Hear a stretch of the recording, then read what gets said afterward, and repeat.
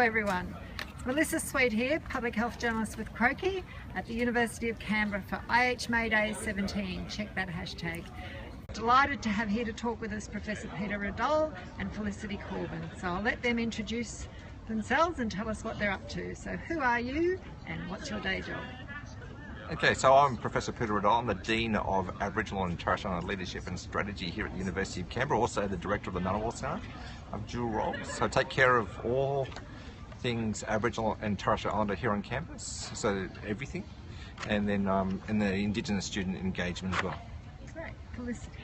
My name's Felicity Corbin. I'm a proud Dunghutti woman working here at the University of Canberra as Peter Radoll's Executive Officer in the Office of Aboriginal and Torres Strait Islander Leadership and Strategy.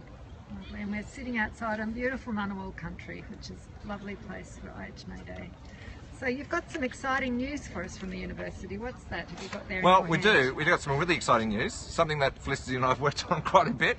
And all credit to Felicity. She's got the format for it and taken all the feedback and collated it, and we now have a University of Canberra's very first Aboriginal and Torres Strait Islander strategic plan. Do you want to talk about it a bit, Felicity? So the strategic plan was, as Peter said, a collaborative effort across the university, which involved a lot of discussions to receive feedback from faculties, students and the community to hear about their needs and desires of how they saw the university moving forward in the next 5 years in Indigenous matters. So we've taken all of that feedback and compiled it within the strategic plan under 4 main areas, and they are education, employment, research and innovation, and community engagement. Yeah, so the idea of it, so under the education umbrella, University of Canberra is going to try to do what not many of the universities have been able to do, which is trying to have parity in Indigenous student completion. So that we're aiming by 2021 to have Aboriginal and Torres Strait Islander students completing at the same rate as non-Indigenous students. And we know that nationally about 47% of Aboriginal students who start a degree complete, but for non-Indigenous students it's just over 70%. So it's going to be a big haul for us, it's going to be a big task for us. In terms of the Aboriginal and Torres Strait Islander employment, we're aiming for parity, so that's 3% by 2021. I think that's more of an aspiration than reality.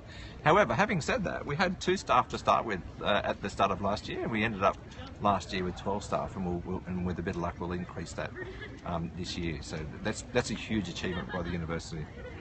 Can I have a chat about that? In the employment space? Yeah. What do you want to talk about? Oh, maybe the other 2. So the other 2 areas are within our cultural competency. By 2021, all university graduates and staff will aspire to cultural competency. How we'll actually measure that at the university is a discussion, will be an ongoing discussion that we'll be having together with our Indigenous Advisory, closely with our Indigenous Advisory Committee. And our 4th area objective in the first phase is within the Aboriginal and Torres Strait Islander research capacity building. By 2021, the university will have Aboriginal and Torres Strait Islander higher degrees by research candidates in all faculties and institutes. Fantastic. Yes. So what needs to change at the university to make all this happen? Oh, that's a very good question. Look, not a lot really. I think the university already had a lot of aspirations in this space. I think individual academics and senior management, which I'm part of, already had a lot of aspirations to actually do something. What it was really lacking was someone to push it. And I've a little bit more wise when I came into the role last year, in January last year. I knew that I wouldn't be able to do it by myself, so I asked for Felicity's position to be created as well, because you needed a team, someone to support each other to actually go through this. And I wanted to make sure that the Ngunnawal Centre, the Indigenous student component, was actually the Ngunnawal Centre. It took care of students only, and that's all it took care of. And that's what it does today. But I wanted the Office of Aboriginal and Torres Strait Islander Leadership and Strategy, which Felicity and I have created, to actually be the university's office or strategic sort of area. So what we've done is we spend probably far too much time talking to people and convincing them that this is important. Not a lot of convincing needs to be done, but I suppose giving them the tools and the strategies about how to go about increasing student engagement. One of the really cool things that we've done is through that research capacity building is the collaborative Indigenous Research Initiative, which is Siri, that started about 5 years ago with a group of us just up here in building 22, I think, or 23, just having a yarn. And now it's actually quite a well-known research initiative now, and it's funded by the Deputy Vice Chancellor for Research and Innovation, and over $1 million, just on $1 million over 3 years. And that sort of comes to an end next year. Hopefully we'll get some more money out of that, because that's been huge. So we've gone from two or three PhD candidates to 7 PhD candidates through that initiative. Fantastic. Felicity, you mentioned something earlier that this isn't just about KPIs or meeting targets and numbers. It's actually about people and the environment. What did you mean by that? It's a really good point, Melissa, and what I meant by that is I have a strong desire to do what I can within the office, and with the support of a fantastic team, very small team that we have here at the university between the OATSL staff and the Ngunnawal staff, of really walking the talk and providing an environment at UC that make not only students proud to be Aboriginal and Torres Strait Islander students proud to be here, but also university staff that are proud UC staff members. And I think once we get that safe cultural environment right, that we're well on the way to, it will attract other students and people that want to be involved in the initiatives that we're driving here at UC.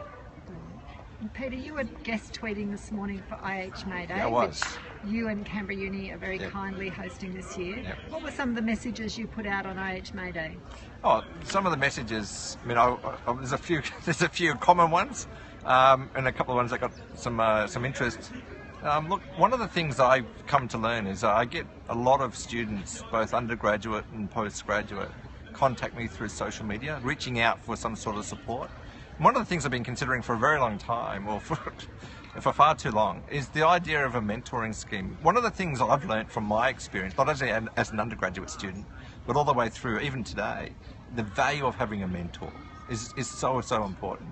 As a student, it kept me here. As an undergraduate student, that mentor kept me here at the university to continue to study at this university.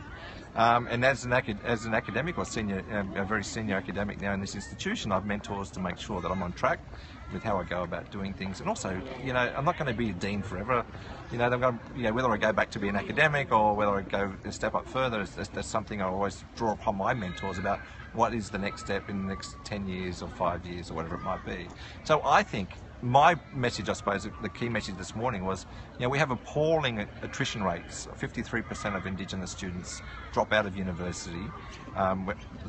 That's absolutely terrible. So why not have a national mentoring scheme? Also put our strategy out very strongly this morning. Our strategy out there very strongly this morning. And also the University of Canberra has, I think, out of all the enterprise agreements across the country, University of Canberra has one where if you're an Indigenous academic and you're on a committee for your Aboriginal or Torres Strait Islander expertise, then that's considered workload. So I put that out as well. Why not? If you're working on a committee and you need those, and the committee needs those expertise, why should it cut into your?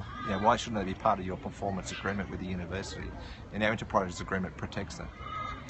And we'll just end up with 2 quick questions. One is, I noticed that you're both wearing purple ribbons, which is very timely and appropriate, also given that Richard Weston from the Healing Foundation is tweeting IH May Day. Could you tell us why you're wearing those ribbons? So the purple ribbons people start to see around communities throughout Australia throughout this month as Aboriginal and Torres Strait Islander communities and our non-Indigenous friends commemorate the 20th anniversary of the Bringing Them Home report.